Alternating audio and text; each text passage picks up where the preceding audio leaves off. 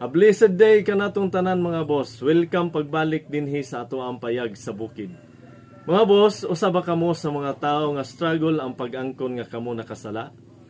Maglisod ba gihapon kamo sa pag-angkon sa inyohang kaugalingon nga kamo usa ka makasasala?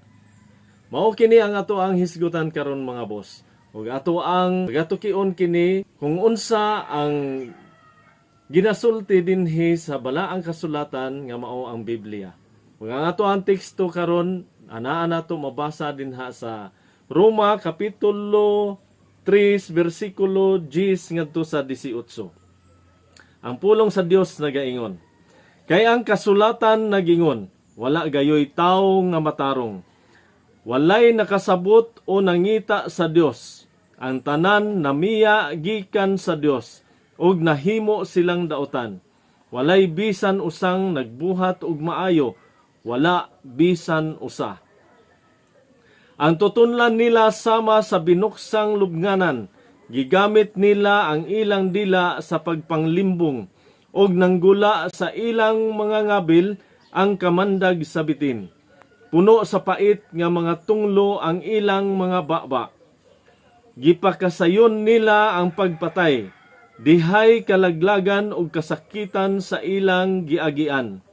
Wala sila mahibalo sa dalan sa pakigdait ug wala sila magbaton og kahadlok sa Dios. Mao kini mga boss. Sa atoa pa lang mga the way nga manulti ta. Hilabi na kung himalikas ta. Kay nasayod kamo mga boss nga ang pagpamalikas nato ato ang gitunglo ang tao nga ato ang gibalikas. Kanang mga balikas mga boss usa ka na kapag panunglo, pagtunglo ngadto sa usa ka tawo nga imuhang gibalikas. Busa mga boss, magamping kita sa ato ang dila. Tungod kay ang Dios nasayod sa bisan unsa ang naa sa ato ang hunahuna ug sa ato ang kasing-kasing. Ug kung unsa man gani ang naa sa ato ang kasing-kasing, mausab kanay mugawan sa ato ang baba. Mulitok sa ato ang dila. Og labaw nga gikaligut-gutan sa Dios ang mga tao nga wala magbaton og kahadlok sa Dios.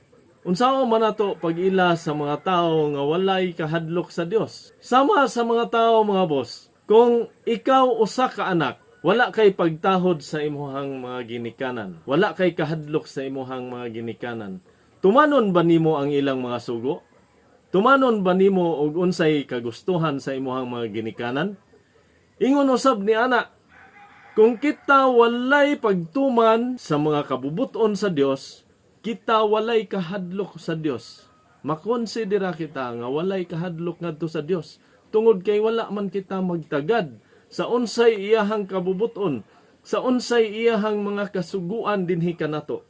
Busa mga boss, mag-amping kita sa ato ang pagkinabuhi. Sa ato the way nga kita mo respond sa mga pulong sa Dios nga ato ang nadungog. Ang pulong sa Dios mismo nagaingon dinhi sa iyahang balaang kasulatan. Kung kita dili mo ila nga kita makasasala, gilimbungan lamang nato ang atong kaugalingon. Ug wala kanato ang kamatuoran. Gato kanang mabasa diha sa unang Juan kapitulo 1 bersikulo 8 ngadto sa 10. Ang pulong sa Dios nagaingon, kung maingon kita nga wala kitay sala, gilimbungan nato ang atong kaugalingon ug wala kanato ang kamatuoran. Apan kung isugid nato sa Dios ang atong mga sala, siya nga matarong og matinumanon sa iyang saad, mupasaylo gayud sa tanan natong mga sala, ug maghinlo sa tanan natong mga kalapasan. Kung moingon kita nga wala kita makasala, gipakabakako nato ang Dios ug wala nato dawata ang iyang pulong. Ingon niini mga boss, kung kita dili gayud mo angkon nga kita usa ka makasasala, gilimbungan nato ang atong kaugalingon ug wala kanato ang kamatuoran. Og nga gipakabakako nato ang Dios sa iyahang pulong. Busa mga boss, ato ang tinguhaon ang pagtuman sa kabubuton sa Dios. Sa pagduol ngadto kaniya sa pagpangayo og pasaylo kay mao kini iyahang giingon dinhi sa iyahang pulong nga sa panahon nga kita musugid sa tanan natong mga sala ngadto kaniya, siya nga matarong ug matinumanon sa iyahang saad, mopasaylo gayud sa tanan natong mga sala ug maghinlo sa tanan natong mga kalapasan.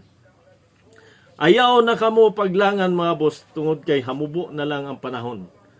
Ang Dios nagatawag kaninyo, busa ayaw paghahia ang inyuhang mga kasing-kasing. Siya nagpailob lamang kaninyo, kanatong tanan mga boss. Nagapailob kanato ug nagapaabot nga kita mo balik ngadto sa iyahang presensya, sa iyahang sabakan. Tungod kay dili siya buot nga may usa nga malaglag. Mao kanay giingon sa iyahang pulong.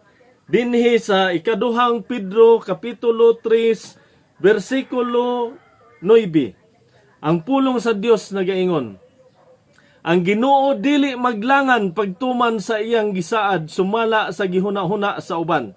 Apan siya nagpailob kaninyo, kay dili siya buot nga may usa nga malaglag, kundili nga ang tanan maghinulsol og mubiya sa ilang mga sala. Mao kini ang giingon sa pulong sa Dios mga boss. Busa, hatagi ninyo og pagtagad, pamalandungi ninyo kung unsa ang inyong mga nabuhat nga mga kasalanan ug duol kamo sa Dios.